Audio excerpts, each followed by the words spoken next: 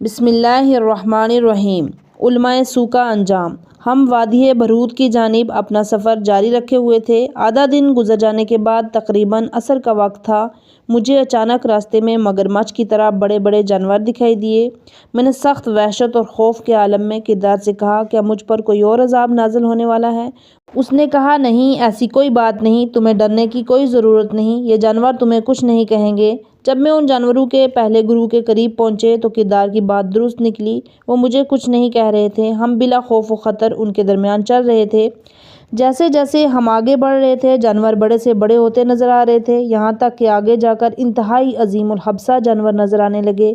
وہ غصے سے اپنا سر ادھر ادھر ہلا رہے تھے اور بہت ہی ڈراؤنی اور مہیب آوازیں نکال رہے تھے۔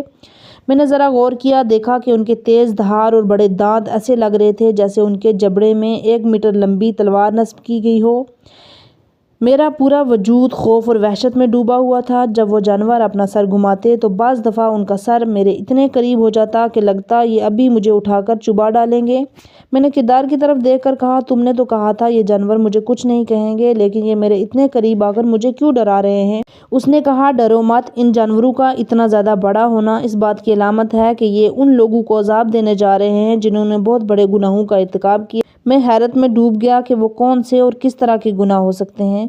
سورج غروب ہونے والا تھا۔ میں نے کہا کہ ہمیں تیز چلنا چاہیے تاکہ اندھیرا چھا جانے سے پہلے ہم ان جانوروں کے درمیان سے نکل جائیں، ورنہ ہمیں رات یہیں بسر کرنا پڑے گی۔ کردار نے کہا، ٹھیک ہے، ہم رات یہیں گزار لیتے ہیں۔ میں نے چیخ کر کہا، اے بدبودار اور بدصورت، تم چاہتے ہو کہ ہم رات اسی جگہ رہ جائیں؟ اس نے ہنستے ہوئے کہا کہ اس کے سوا کوئی چارہ بھی تو نہیں ہے، کیونکہ اگر آگے جاتے ہیں تو ہمیں انتہائی بھیانک منظر میں رات بسر کرنا ہوگی، جہاں پر یہ جانور لوگوں کو عذاب دے رہے ہوں گے۔ یہ جان کر بھی اگر تم آگے جانا چاہتے ہو تو چلے جاؤ۔ میں نے ڈر کر کہا، نہیں، میں بالکل آگے جانا نہیں چاہتا، اسی جگہ رہ جانا بہتر ہے۔ جب ہر طرف رات کا اندھیرا چھا گیا تو ان لوگوں کی دلخراش چیخوں کی آوازیں آنے لگیں جو ان جانوروں کے تیز دانتوں میں کیما بن رہے تھے۔ میں نے کردار سے کہا، یہ جاننے کے لیے بہت بے چین ہوں کہ ان بدبخت لوگوں نے دنیا میں ایسا کون سا گناہ انجام دیا ہے جس پر انہیں اس سخت اور بھیانک عذاب میں گرفتار ہونا پڑا ہے۔ تم ذرا آگے جا کر ان میں سے کسی ایک سے پوچھو، انہوں نے ایسا کون سا کام کیا ہے جس پر یہ عذاب ان کا مقدر بنا ہے۔ اس نے جواب دیا، تم خود آگے بڑھ کر ان سے ان کے اعمال و کردار کے بارے میں کیوں نہیں پوچھ لیتے؟ میں نے کہا، مجھ میں تو ایک قدم آگے جانے کی ہمت نہیں ہو رہی، کیونکہ مجھے ڈر ہے کہ رات اس تاریکی میں خطرناک جانور غلطی سے مجھے دبوچ کر اس دردناک عذاب کا شکار نہ بنا ڈالے۔ اس نے کہا، ان کے پاس جا کر ان سے پوچھنے کی کوئی ضرورت نہیں، کیونکہ خود بخود ہر شے واضح ہو جائے گی۔ ویسے بھی مجھے پوری صورتحال کا علم ہے۔ میں نے کہا، ارے دھوکے باز، اگر تم ہر چیز سے آگاہ تھے تو مجھے پہلے کیوں نہیں بتایا؟ اس نے کہا، اس لیے کہ تم نے اس بارے میں پہلے مجھ سے پوچھا ہی نہیں۔ میں نے کہا، اے ظالم کردار، کیا تم میرے اپنے کیے ہوئے برے اعمال کی مجسم شدہ صورت نہیں ہو؟ پھر تم دوسروں کے حالات سے کیسے باخبر ہو سکتے ہو؟ اس نے ہنستے ہوئے کہا، تم کتنے احمق اور بیوقوف ہو، کیا جھوٹ موٹ نادان بن رہے ہو یا واقعی تمہیں کچھ معلوم نہیں؟ میں نے کہا، یہ تم کیا بات کر رہے ہو؟ اس نے کہا، میری بدصورتی اور بدبو تمہارے گندے اور پلید اعمال کی وجہ سے ہے، اس میں میرا کوئی اپنا عمل دخل نہیں ہے۔ میں وہ مخلوق ہوں جس نے دنیا کی زندگی نہیں گزاری، میں تمہاری پیدائش کے ساتھ ہی پیدا ہوا ہوں۔ تمہارے بالغ ہونے سے قبل میں بہت خوبصورت اور معطر تھا، لیکن پھر آہستہ آہستہ تمہارے انجام دیے ہوئے گناہوں کی وجہ سے میری شکل و صورت بدصورت ہوتی گئی، میرے جسم کی خوشبو بدبو میں تبدیل ہو گئی۔ یہ سلسلہ تمہارے عالم برزخ میں آنے تک جاری رہا۔ چونکہ تمہیں مرنے سے قبل توبہ کرنے کی توفیق نہیں ہوئی، اس لیے میرا چہرہ اسی طرح بدصورت باقی رہا، لیکن مجھے بہت سی ایسی باتیں معلوم ہیں جو تم نہیں جانتے۔ میں نے کہا، حیرت ہے، میں نے اب تک تمہاری اصل حقیقت جاننے کی کوشش نہیں کی تھی۔ تم نے اب تک جو بھی باتیں کی ہیں وہ بہت دلچسپ ہیں۔ اچھا، اب مجھے ان گنہگاروں کے دنیاوی حالات سے آگاہ کر دو۔ اس نے کہا، ان خطرناک جانوروں کے جبڑوں میں ٹکڑے ٹکڑے ہونے والے یہ افراد کچھ دیر بعد اپنی اصلی حالت کو لوٹ آتے ہیں اور دوبارہ اسی عذاب میں گرفتار ہو جاتے ہیں۔ نہ معلوم یہ لوگ کب سے اس عذاب میں مبتلا ہیں اور پتہ نہیں ان کا انجام کیا ہوگا۔ یہ لوگ دراصل وہ بدعمل علماء سو ہیں جنہوں نے ظالموں اور جابروں کے لیے ظلم و بربریت کا راستہ ہموار کیا، ان کے ہر ناپاک عمل کو جائز قرار دیا۔ یہ لوگ اپنے برے اعمال اور گندے اخلاق اور کردار کی وجہ سے دینی علمی مراکز کی بدنامی کا باعث بنے۔ یہ وہ شیطان صفت انسان تھے جو پاک و دل رکھنے والے سادہ لوح لوگوں کے دلوں میں جگہ بنا لیتے۔ ان کی بدعمالیوں کی وجہ سے دشمن کی سازشیں کامیاب ہو جاتی۔ اگر یہ نہ ہوتے تو قرآن مجید جیسی سرنوشت ساز الہی کتاب آج صرف قبرستانوں اور رسالہ ثواب کی محافل اور مجالس کی زینت نہ ہوتی، یہ لوگ بجائے اس کے کہ عام انسانوں اور مسلمانوں کے درمیان اتحاد اور اتفاق کا ذریعہ بنتے، انہوں نے ان کے درمیان اختلاف اور نفرت کا بیج بویا۔ یہ لوگ بلمباورا اور قاضی شرعی کا کردار ادا کرتے تھے۔ یہ لوگ دوسروں کو اپنے ریاکارانہ علم اور عبادتوں کے ذریعے فریب دے کر اس اصل راستے سے بھٹکا دیتے تھے۔ یہ دنیا میں شیطان کے بندے تھے۔ یہ لوگ دین اور قرآن سے اسی حد تک تعلق رکھتے تھے جس سے ان کے دنیاوی مفادات حاصل ہو جاتے۔ الغرض ان لوگوں نے دین کو اپنی دنیاوی زندگی کی سیاکاریوں کا کھلونا بنایا ہوا تھا۔ نیک عمل کا موقع آتا تو معلوم ہوتا ان کے دل میں ایمان کی رمق تک کا وجود نہیں ہے۔ میں نے کہا ہے کردار تم نے جو گناہ بتائے ہیں ان گناہوں سے زیادہ سنگین تو نہیں ہیں جن کا میں مرتکب ہوا ہوں، بلکہ شاید میرے اور ان کے گناہوں برابر ہوں۔ کردار نے کہا نہیں، ایسا نہیں ہے، تم صرف اپنی ذات میں مگن تھے، تمہارے برے اعمال کا تعلق صرف تمہاری ذات اپنی ذات کی حد تک تھا، اس سے دین کو اور دیگر لوگوں کے عقائد اور ایمان کو کوئی خطرہ نہیں تھا۔ اگر بعض لوگ تمہارے دام فریب میں گرفتار ہوتے بھی تو ان کی تعداد بہت کم تھی، لیکن یہ بدعمل بد کردار نمائشی علماء دین اور لوگوں کے ایمان کو خراب کرتے تھے، جبکہ کم علم اور کمزور ایمان لوگ ان کے غیر دینی طرز عمل دیکھتے تو ان کا ایمان مزید کمزور ہو جاتا، اور حتیٰ کہ بعض لوگ تو خدا اور آخرت کے بارے میں شک میں مبتلا ہو کر نماز کو ترک کر دیتے اور کہتے کہ ہم نے دین کو ان لوگوں سے حاصل کیا ہے، اور اگر دین اس طرح کا جیسا ان بدعمل علماء کا طرز عمل ہے تو پھر بے دینی ہی بہتر ہے۔ البتہ یہ بات یاد رہے کہ مسلمانوں میں ایسے نیک کردار لوگ بھی تھے جن کا ایمان مستحکم اور قوی تھا۔ یہ لوگ ان بد کرداروں کے فریب کا شکار نہیں ہوتے تھے، لیکن اکثر لوگ اس طرح کے ایمان کے مالک نہ تھے۔ چونکہ یہ بے ایمان اور بد کردار علماء سوء اپنے برے اعمال کی وجہ سے دین کا مذاق اڑاتے تھے، اسی لیے ان کی سزا اور عذاب ان لوگوں سے کئی گنا زیادہ اور سخت ہے جو یا سرے سے بے دین تھے یا پھر زبانی دین کا مذاق اڑاتے تھے۔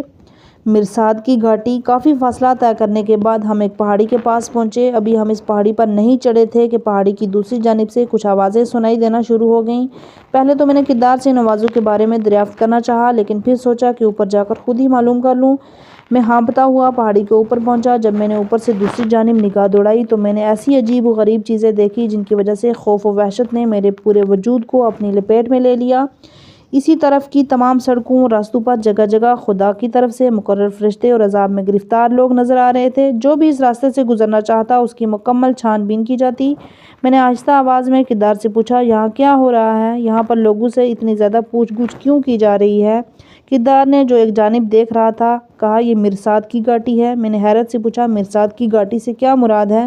اس نے کہا مرصاد حقوق العباد کے بارے میں حساب و کتاب کا مقام ہے۔ وہ کچھ دیر ٹھہر کر بولا، کسی انسان کے قتل سے لے کر اسے تھپڑ مارنے، کسی کی توہین کرنے، کسی کی عزت پامال کرنے، کسی کا قرض دینے جیسا کوئی بھی حق اگر تمہاری گردن پر ہے تو یہاں تمہیں گرفتار کر لیا جائے گا۔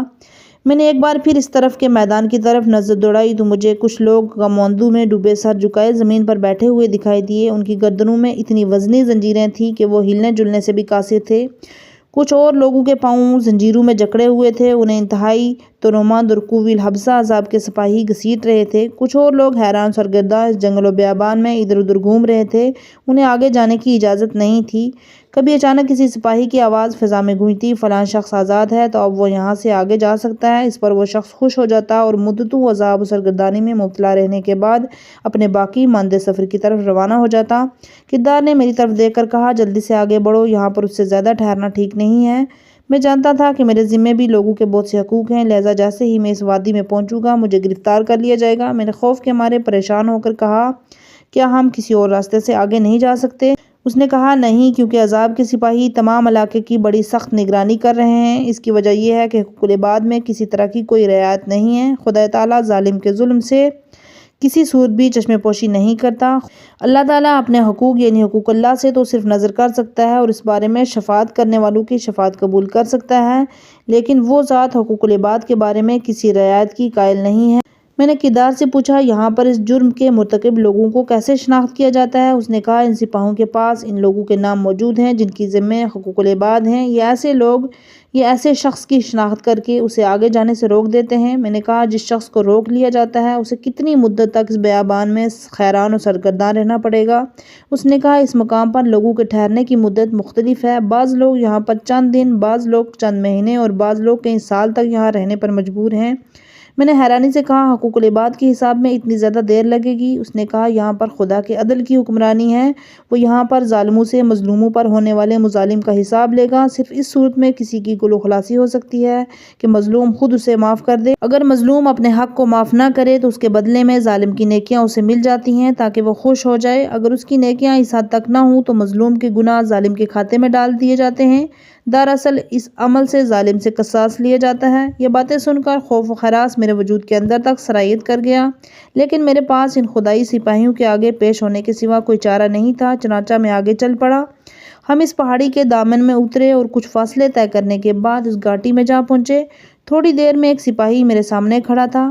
چند لمحوں میں ایک سپاہی کے حکم پر انہوں نے بہت موٹی زنجیریں میری گردن میں ڈال دی۔ انہوں نے مجھے اس کی وجہ پوچھنے کی بھی مہلت نہ دی، کھینچتے ہوئے راستے سے دوسری جانب لے گئے۔ میں نے بہتریے ہاتھ پاؤں ہلائے کہ کسی طریقے سے ان کے ہاتھوں سے بھاگ جاؤں، لیکن ان کی بے پناہ طاقت کے سامنے میری ہر کوشش بیکار تھی۔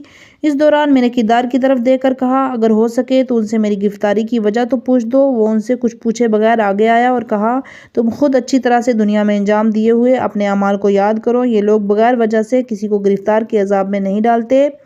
میں نے اپنی گرفتاری کی وجہ کے بارے میں کچھ سوچنا شروع کیا تو یاد آیا میں دنیا میں حرام و حلال کی کوئی پرواہ نہیں کرتا تھا۔ میں ہر ممکن راستے سے حرام مال جمع کرتا تھا، خود بھی حرام کھاتا اور اپنے اہل خانہ کو بھی حرام ہی کھلاتا تھا۔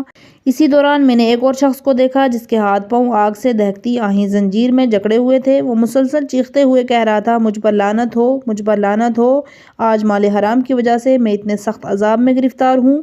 ایک اور جانب چند لوگ ایک شخص پر حملہ آور ہو کر اسے اپنا حق طلب کر رہے تھے۔ وہ کہہ رہے تھے کہ ہمارا حق دیے بغیر تم یہاں سے نہیں جا سکتے، یہ مرصاد کی گھاٹی ہے، یہاں پر حق سے محروموں کو ان کا حق دلایا جائے گا۔